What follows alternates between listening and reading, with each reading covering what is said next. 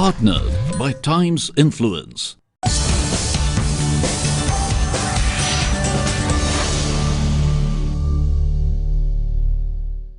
In an ideal scenario, having a child should be a matter of personal choice, not dictated by financial, legal, or medical constraints in particular. But in scenarios such as these, it is assisted reproductive technology that has come to the rescue of so many childless couples and allowed them and empowered them to experience parenthood. So today we're all gathered here in an attempt to address this very topic, the future of fertility.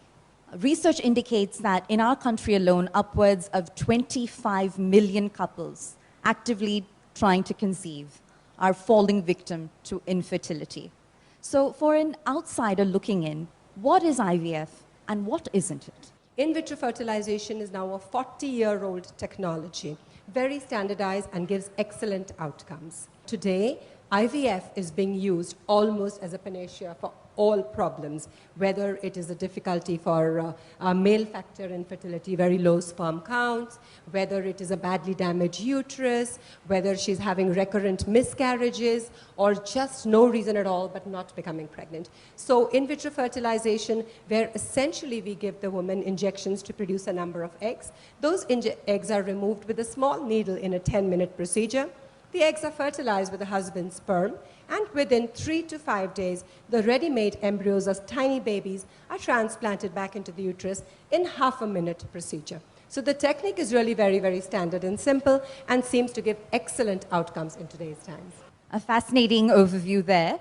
It's been said that latest developments in assisted reproductive technology truly leave no couple behind. Our new age approaches to pregnancy, rendering previous methods, previous tried, true, traditional approaches to becoming pregnant obsolete. Only 10% of patients really need IVF. So the old traditional methods are very important, and we need to first and foremost try to find out what is the cause of the infertility. And if suppose there is a tubal blockage, for example, you can try to do surgical methods of correcting the block. Suppose there is no problem at all, then we can do what is known as intrauterine insemination, where we can give simple medicine and time the follicle and see when the ovulation is occurring. And at that time, we can collect the sperm, wash it, and put the best quality sperms inside. So with all these methods, nearly 90% people will achieve pregnancy. Only in those patients that fail to achieve pregnancy with these simple methods that we would go in for in vitro fertilization, as Grishma has rightly pointed out. And you know, Dr. Nandita, there's so much talk today about women freezing their eggs. And my question to you is, as a medical professional, is this an approach to pregnancy that you endorse? And if so, what are the associated risks and rewards? Today, we're talking about women empowerment, giving them, making them safer, smarter, stronger type. And that is why we need to offer them this egg freezing. So many patients who come to me, they're young, they are, want their career, they want to educate themselves, and time flies. The biological clock is ticking. So this is one way to stop that biological clock from ticking, and you can do it. And I personally feel that it gives freedom to women, it gives freedom to girls to pursue their career, to do their education, or even to wait for the Mr. Right guy. So definitely, yes, I am for egg freezing. Every woman has a right to have a child. Every woman has a right to freeze her eggs. We are all for surrogacy. We are all for IVF. Initially, there were no laws. It just, you could do it anywhere, anyway. But that is why it had to be regulated. Yep. I think we live in a civilized society and we have to guard the interest of everyone. The woman who wants to be a mother and the woman who's because of poverty or any reason. I think regulation is there for us to make things easy. And Swara, would you believe that just having this freedom of fertility treatments, having options in front of you, is that a form of female empowerment in your view?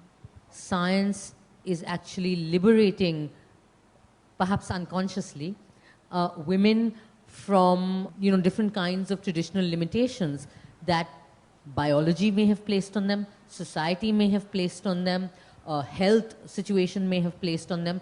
And I just want to say that today when I was coming, I was thinking about it. It's so interesting. Female reproduction is something that everyone is so concerned with. Society is concerned with it, religion is concerned with it, our parliament is concerned with it, and it's almost as if something that should really be a woman's personal choice with her partner and maybe with her family and gynecologists consult is something that everyone is so super concerned about. And it's interesting because it just shows you how deeply patriarchy is invested in controlling female reproduction. And assisted reproduction is actually something that offers a chance to liberate women, to empower them, and to give the choice to them. Swara, you brought up so many interesting points, one of which was surrogacy. Surrogacy used to be surrounded with so much stigma. And as of now, that seems to be washed over entirely with the new wave of acceptance. Do we have Bollywood to credit for that? Well, Bollywood, I would definitely give the credit for bringing it out into the open. But today, people are openly accepting the fact that there may be a need for surrogacy. There are a lot of people who cannot naturally carry their own child. I know of instances within our industry, they have had multiple miscarriages, and somehow their uterus is not holding the child. So the only option for them is to borrow a uterus. So I think this whole debate about the evils of surrogacy vis-a-vis the benefits of surrogacy needs to be looked at very, very carefully. When it comes to any fertility treatment, there is no substitute for first-hand experience.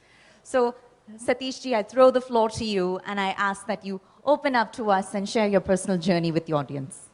Today, me, Satish Kaushik, who's sitting the happiest person in the world, is because of this assisted reproduction, because of my friend Poonam Dhillon.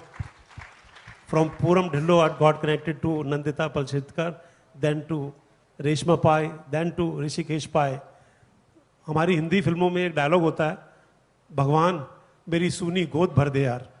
तो मेरे लिए तो ये भगवान है असल में. They are like God to me. When I held Vanshika in my hand, she is 7 years, she will be 7 years now. I felt like I'm the top of the world. Today she has made me relive. I remember the kind of process I went through, which was very pure, very clear, and very transparent. What a beautiful and incredibly moving success story. Thank you for sharing that, Satishji. Gene therapy, to my understanding, offers you the ability to sort of prevent the onset of disease. So is that the stage we're at? Is the future of fertility essentially genetically engineering the fetus? The initial treatment was you did IVF, and then when the embryo was there, you took a biopsy of the embryo and analyzed it for disease. This is one part of the gene treatment, diagnosing abnormality. The second part, which is the breakthrough part, is the trying to edit those genes. It has a huge vista. The next 20 years are going to be exciting for all of us. We have started from a small treatment of infertility, and we are evolving into the next era. So we're reading so much about reversing menopause, and rejuvenating one's ovaries. How much credibility is there to these claims? Again, as Dr. Pai Rishikesh mentioned, that some of these things are experimental. So yes, it is being done for cancer patients, etc. And there are a lot of now techniques where we inject, platelet-rich plasma into the ovary, we inject stem cells into the ovary. There's a technology which was just published, last year, where they activated the ovarian tissue of menopausal women, put it back in, and she produced eggs. I wanted to just bring some variety to discussion by saying that we're focusing so much on the female, but 50% of infertility is related to the man. 50% of couples who come to us, it's the male factor which is actually contributing to infertility. So today we have so many fantastic treatments for male infertility, and treatment called ICSI, intracytoplasmic sperm injection, is meant for men with very low sperm count or almost absent sperm count. Today, men with 0 sperms, we can actually take a tiny biopsy from the testes, remove their sperms, inject it into the egg, and make the lady pregnant. And this is not experimental, it's something we do every day. Doctor, I'm so glad you brought that up, because I've done a lot of reading on how this next generation of future parents have experienced a sharp decline in sperm count. And how much of that do you attribute to lifestyle choices? So the counts worldwide are declining. It could be lifestyle, of course. It could be, the smoking, the alcohol use, the drug use, the environment, the stress that we go through, the temperature changes, all of which contribute to declining sperm counts. So lifestyle is important, and could be, all the hormones in the food. Nowadays, all food is processed. Meats are being injected, chicken, everything is injected. Vegetables are being sprayed with pesticide.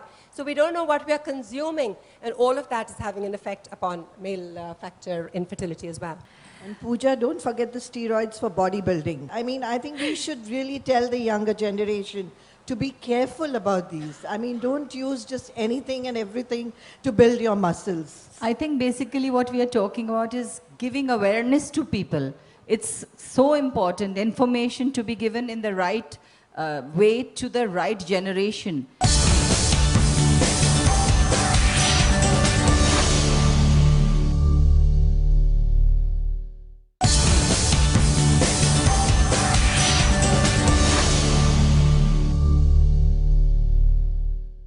Like you were talking about the coming generation, I must tell you that a lot of people contacted me, after reading this inspiring story of mine. Like how Poonam ji said that because some celebrities, some Bollywood people have done it and they have said it openly, and there are a lot of people who contact me, and I always tell them this great invention of science is here to make you happy. I think all we need is a very good balance. We want good regulations. We want guidelines. We don't want to do arbitrary practice. So we want good guidelines, but we want very balanced one. We don't want knee-jerk reactions. We don't want anybody to be treated by a criminal when they're actually doing a good work. So treat us with respect. We treat surrogates with respect. We treat the commissioning parents with respect. I just want to say that we can also, I think that the effort must also be of making technology available to all classes of society and all groups. Where, the right to have a child should not only rest with you if you are rich enough to afford it, or have, that relative that the government has decided will be the only person who can carry it. What if you don't have a sister? What if you don't have a family member? I think that it's really a question of asking ourselves some very serious questions, like what really is our discomfort? I think ma'am raised a very important question. We're okay with organ transplants. We're okay with that being a business. The effort is always to make it, patient friendly. So then what is it that is making us so uncomfortable in this issue? No, I think that is where the government feels that somewhere we lost the bus. Even one person should get justice. You know what? We are talking about technology helping and changing lives. And you have talked about adoption. On the site, if you go, there are 1,000 babies for adoption in our country. 1,000? We have millions of couples who need. So let's forget about surrogacy. I think there are only 1,000 babies of surrogate born every year. That's what our registry says. Let's look at the other people who are benefiting from technology. And as Swara mentioned, we are trying to bring down the inequities which are there. We want to make this treatment available for the poor people. And our society, our organization is working for that. And that is what we want to tell, that people, we are there to help, and we will help you all. Can I just say something here? So there are two important points. As Nandita said, I would like to request if our Pradhan Mantri is listening to bring in infertility treatment under Pradhan Mantri scheme as well. And the second thing is, what has happened is in the initial phase, in India, they were coming, people from abroad were coming for treatment. They were coming because that treatment was not available there. Like, for example, they would still come for surrogacy. And they were also coming for when the treatment is costly there, come to India and get an IVF cycle done at a lower cost. But now things are getting reversed. They are coming here because we have very good pregnancy rates. So our technology advancement has taken place. Now we are on a level playing field, and there is a reverse kind of referral coming to us. That's very important to understand. This is going to be a big area of expansion for our country. India already has a baby born after uterine transplant. So there are many options available to us. And all we want to say is, for every couple out there, if you are having difficulty conceiving, there is no shame attached to it. It's something which can be encountered by anybody. Feel free to approach your friendly neighborhood doctor, talk about it, come out with it, don't delay treatment. Today, with technology, there are solutions for almost every kind of difficulty which you might encounter in achieving your dream of having a baby.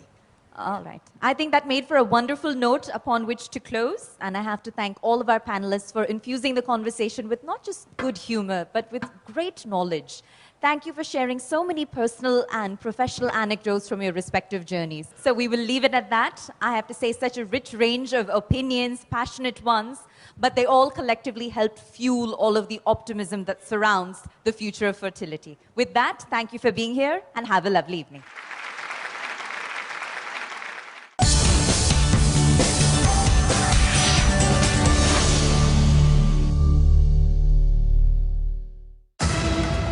Media partner ET Health World.